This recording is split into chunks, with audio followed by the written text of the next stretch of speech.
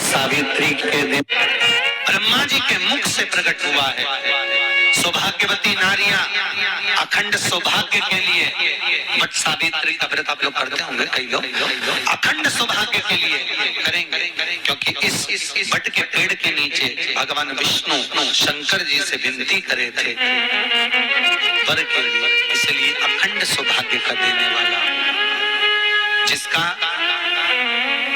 Property का झगड़ा चल रहा हो, अदालत में कोई केस चल रहा हो, किसी भी चीज का केस, अदालत में अगर किसी भी चीज की अगर केस चल रहा है तो बड़ के पत्ते के ऊपर बालू मिट्टी का शिवलिंग बना, बालू रेत का, बड़ के पेड़ के नीचे ही उसकी पूजन करें,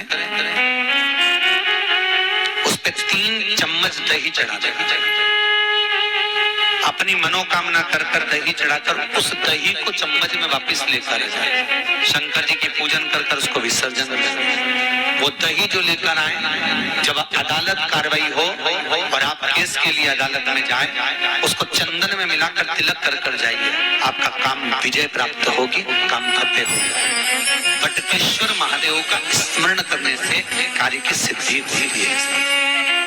जिस बच्चे का एग्जाम में पास नहीं हो रहा हो, अच्छे नंबर नहीं आ रहे हो, वो भी इस दही का तिलक लगाकर जा सकता है। वटकेश्वर ऐसे भगवान शिव विराजमान हैं। 16 श्रृंगार में नारी के हाथ की चूड़ी का कलर अलग हो सकता है, चूड़ी की डिजाइन अलग हो सकती है, चूड़ी अलग हो सकती है, चूड़ी महंगी सस्ती हो सकती है, मंगलसूत्र की कीमत ऊंची नीची हो सकती है, पांव की बिछुड़ी की कीमत ऊंची नीची हो सकती है, कान के कुंडल की कीमत ऊंची नीची हो सकती है।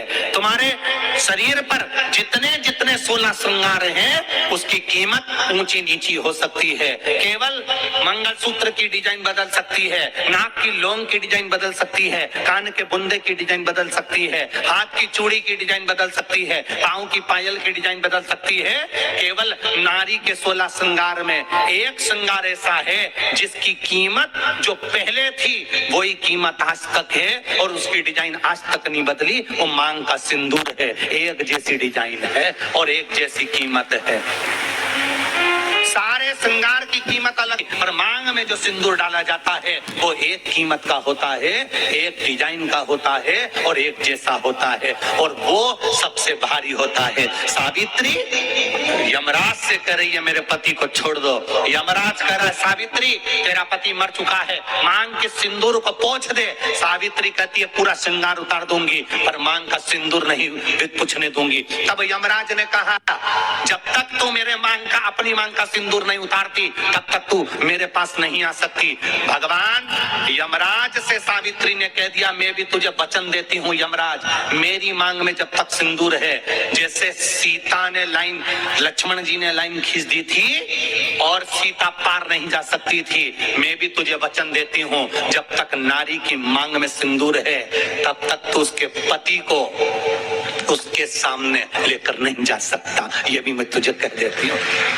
यमराज भैंसे पर सवार होकर सत्यवान को लेकर जा रहा था, सावित्री से वचन पर वचन चल रहे थे, अड़ के पेड़ के नीचे छोड़कर आए। क्या चाहिए तुझको, क्या चाहिए तुझको, क्या दूं मैं तुझको, कुछ मांग ले मुझसे। सावित्री कहती है क्या दोगे आप, मेरे पति के प्राण दे दो बस वापिस, और कुछ नहीं चाहिए। जब यमराज यमलोक में प्रवेश करने लगा, मांग के सिंदूर में से थोड़ा सा सिंदूर सावित्री ने केवल हाथ में लेकर अपनी बिंदी पर जो लगाया, सत्यवान को लेकर यमराज अंदर नहीं जा पाया। बाहर खड़े होकर कहता है मांग ले, मैं तुझे एक वचन नहीं, तू बोले तो मैं 2 वचन दे देता हूँ, तू बोले तो मैं 3 वचन दे देता हूँ, तू मांग क्या चाहिए। अब सावित्री ने कहा देना चाहते हो, हाँ। अब यमराज को लगा कि लालच में पड़ गई सावित्री, तब कहा पहला वचन दीजिए मेरे अंधे सास ससुर के नेत्र वापिस आ जाएं। यमराज ने कहा तथास्तु। दूसरा वचन दीजिए मेरे सास ससुर अपने पोता पोती का मुख देखें। यमराज ने कह दिया तथास्तु।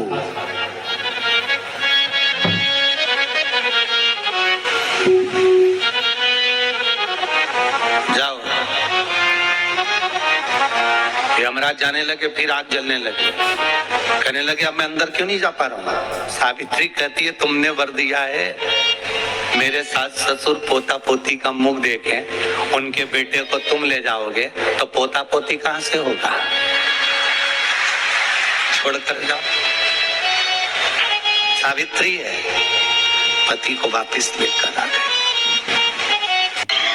कर्जा मुक्ति के लिए सारे वृक्षों में अगर कोई श्रेष्ठ वृक्ष माना गया है तो वो बट का वृक्ष माना गया है महाराज। इसलिए प्रशासनिक कार्य के लिए, मानसिक टेंशन में, परेशानियों में बटकेश्वर महादेव का स्मरण किया जाता है।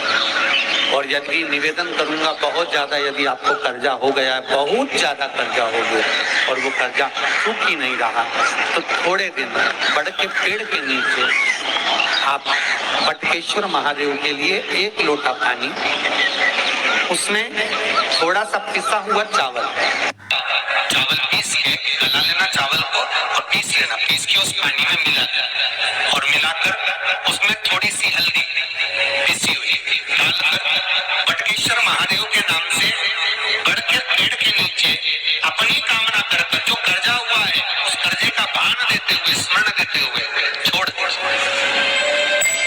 महाराज 2 या 3 सोमवार एक ही जगह पर करना, 3 सोमवार बाद वहीं से बड़ के पेड़ की थोड़ी सी जड़ उठा लाना और उस जड़ को कोई धागे में बांधकर या तो अपने गले में डाल लो या अपनी जेब में पटक लो, उसको थोड़े दिन पटक कर रखो, लगभग 2 से 3 महीना पटक कर रखो। वो जड़ जैसे बढ़ता पेड़ विस्तार होता है, पानी गिरे ना गिरे, जल वृष्टि हो ना हो, गर्मी पड़े ना पड़े, उसको कोई फर्क नहीं पड़ता। बढ़ता वृक्ष आप रूप फैलता जाता, उसकी जड़ें अपने आप प्रबल होती। उसी तरह ये बटकेश्वर महादेव कहीं से भी अगर जड़ आपके पास में रखी है 1 महीना, 2 महीना, 3 महीना तक, तो ये जड़ अपने आप लक्ष्मी को पकड़कर खींच कर लाती है और कर्जे से मुक्त कर देती है। बटकेश्वर महादेव को कभी हल्का मत समझना। सावित्री का पति शांत हो गया था, मर गया था। बड़ के पेड़ के नीचे यमराज उसको लेने के लिए आ गया और सावित्री को छोड़कर यम उसके पति के साथ को अब यमराज ने कहा सावित्री के कहा जाओ, आपने कहा था जब तक तू मेरे मांग का, अपनी मांग का सिंदूर नहीं उतारती तब तक तू मेरे पास नहीं आ सकती। भगवान यमराज से सावित्री ने कह दिया मैं भी तुझे वचन देती हूँ यमराज, मेरी मांग में जब तक सिंदूर है, जैसे सीता ने लाइन, लक्ष्मण जी ने लाइन खींच दी थी और सीता पार नहीं जा सकती थी, मैं भी तुझे वचन देती हूँ जब तक नारी की मांग में सिंदूर है तब तक तू उसके पति को उसके सामने लेकर नहीं जा सकता, ये भी मैं तुझे कह देती हूँ। यमराज भैंसे पर सवार होकर सत्यवान को लेकर जा रहा था, सावित्री से वचन पर वचन चल रहे थे, बड़ के पेड़ के नीचे छोड़कर आए। क्या चाहिए तुझको, क्या चाहिए तुझको, क्या दूं मैं तुझको?